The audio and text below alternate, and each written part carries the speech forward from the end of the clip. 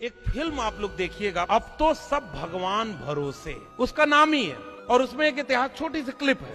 Primary school है, headmaster बाहर से चेक करने आए कि बच्चों की पढ़ाई कैसे हो रही है। तो उसमें सब बच्चे लाइन से खड़े हो जाते हैं। तो जो हेडमास्टर है वो आके पूछेगा कि बताओ बच्चों, पृथ्वी के बारे में क्या जानते हो, सूरज के बारे में क्या जानते हो? किसी को आने वाले सूर्य ग्रहण के बारे में पता है?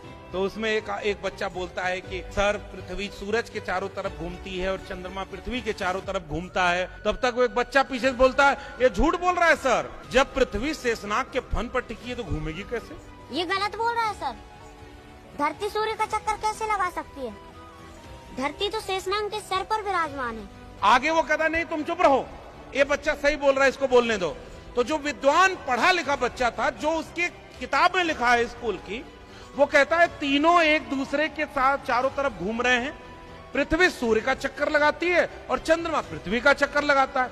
तीनों जब एक रेखा में आ जाते हैं और बीच में चंद्रमा आया तो चंद्र ग्रहण सूर्य ग्रहण ऐसे लगता है। तुरंत वो बच्चा कहता नहीं सर, ये गलत बोल रहा है। तो क्या तुम बोलो सही? कहा कि राहु केतु को जब खा जाता है तो चंद्र ग्रहण लग जाता है। मास्टर कहता है राहु अब चुप हो जाओ, नहीं तो तू हमारी नौकरी खा जाएगा। अरे चुप रहा राहु, नहीं तो मुझे ही ग्रहण लग जाएगा।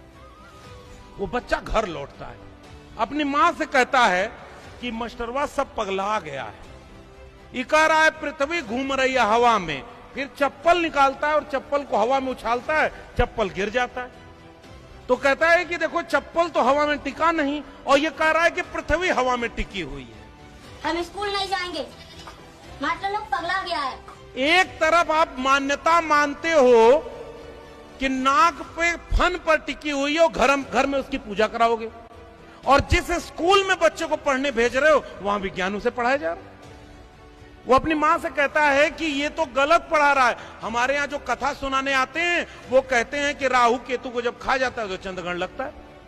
पंडित जी की कहानी सुनाई थी राहु केतु वाली, हमको जोर से टपक दिया और कह रहा था कि धरती सूर्य के चारों ओर घूमती है, इस कारण सूर्य ग्रहण लगता है।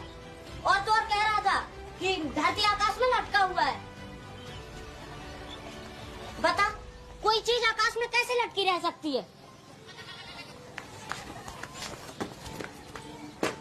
ये देख, चप्पल तो नीचे गिर गई ना, ये तो मैं लटका रहा आकाश में। और वो उधर कि शेषनाग के माथे पर धरती विराजमान है।